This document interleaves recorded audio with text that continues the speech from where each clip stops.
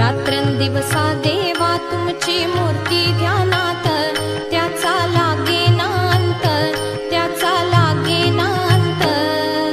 स्वप्नात आले माझ्या गुरुदेव दत्त, स्वप्नात आले माझ्या गुरुदेव दत्त.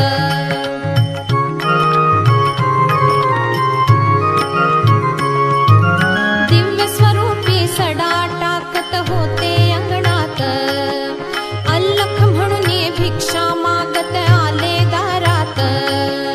दिव्य स्वरूपी सडा टाकत होते